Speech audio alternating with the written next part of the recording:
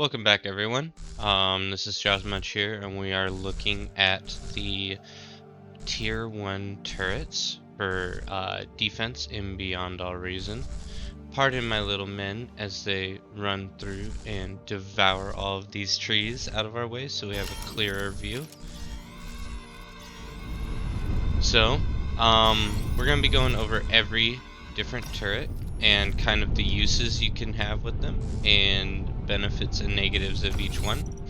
The most common turret you will see on the battlefield, and probably will be making yourself, is the light laser tower, this sentry here. These guys are overall very good. They have a very good rate of fire and a decent amount of damage. We can see DPS is anywhere from 80 to 160, which is pretty good. And then the health as well is 620 health down in the corner there, which is very great. So if you are in a wider open map and you want to kind of negate travel from the enemy, it is very effective to just put up a couple light laser turrets so that they at least have some resistance before they can break through your line. And that's usually what defenses are used for, is a type of resistance to defend against a more open field that you might not have the units to cover. Just as like a barrier to keep them from passing. So, for instance, if we were on this map and I had maybe a larger economy and wasn't cranking out very many units, then I would likely put a light laser turret here, here, and here to just have vision over this whole area, and I might end up putting one probably right around there just to make sure they didn't get through from the mountainside. And that was if it was a 1v1 and I didn't have to worry about anyone else helping me defend. Now, the biggest thing these are used for is just a positional cover to just maintain control of an area and know that you aren't being pushed. Their damage is quite low, but they're still an effective way to hold off a couple of guys.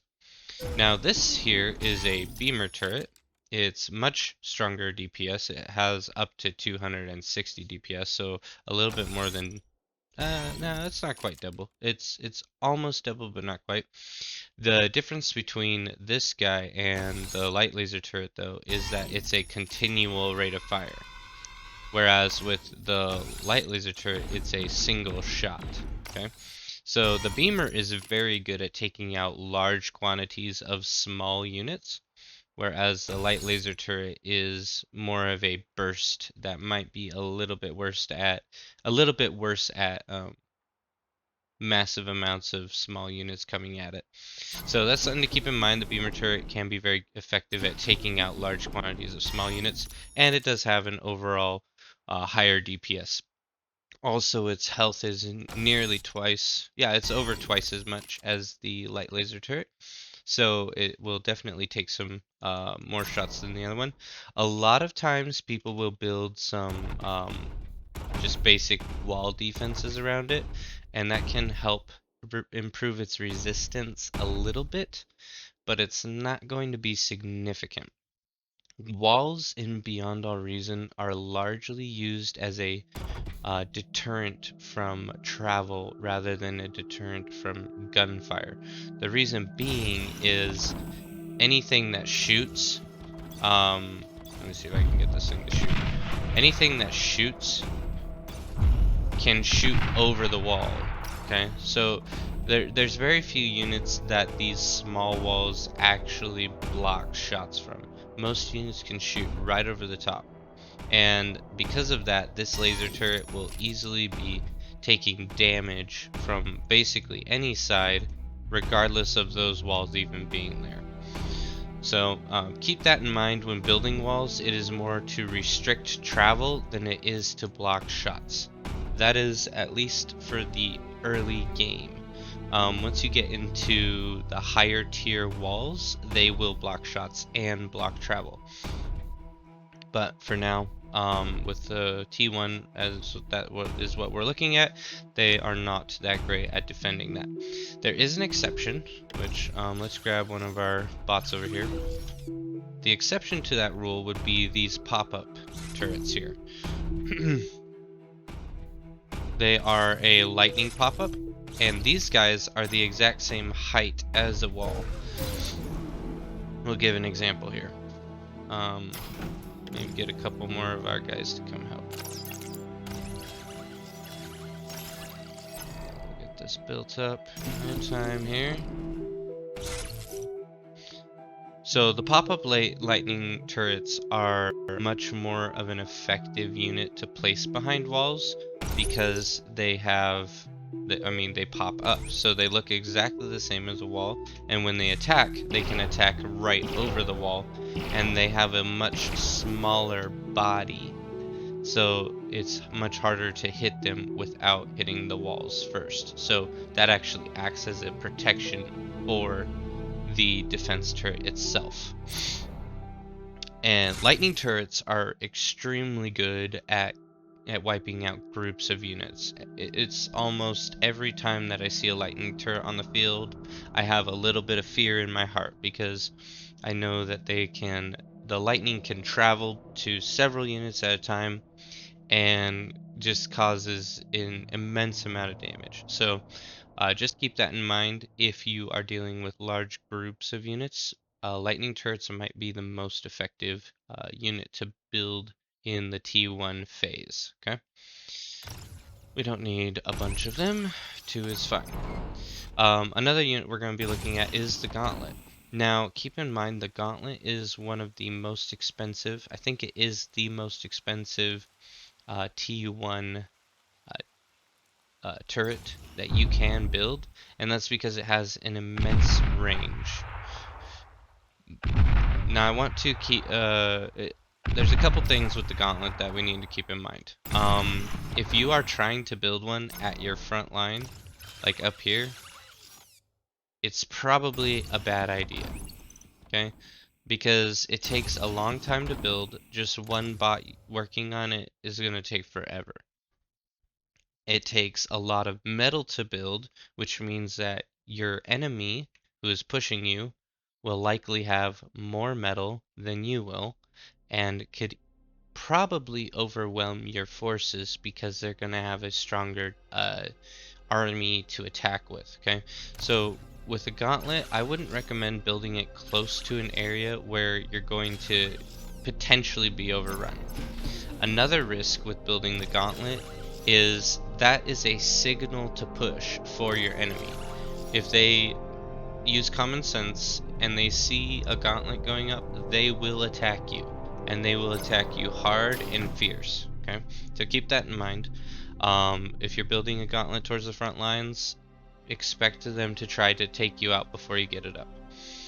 Now, another thing with the Gauntlet is it has 1,250 metal needed to build one, whereas a beamer turret has 190 metal, okay? So it's almost 10 times the amount of metal. Not quite, it's probably like 8 times, 7 times the metal of a beamer turret. Now, it does have a large attack radius, so everything within that radius is going to be taking damage. So that is one benefit. But the damage is very small. It's 190 damage, okay? Whereas a beamer turret, if it is attacking, it has a range up to the wall, and every second it's putting out 266 damage, okay? Whereas every second this is putting out 190 damage. Now, the benefit obviously is the range. It does have a very large range of attack, but it might not make up for the cost that it has in metal. Whereas a beamer turret, the metal cost is much smaller and has a large amount of damage per second. So if I was to choose between a Gauntlet and a beamer, I would say go with the beamer every time, unless of a situational time where you feel the Gauntlet will get its value. Say for instance you had planes and you wanted to build a Gauntlet maybe right here or something.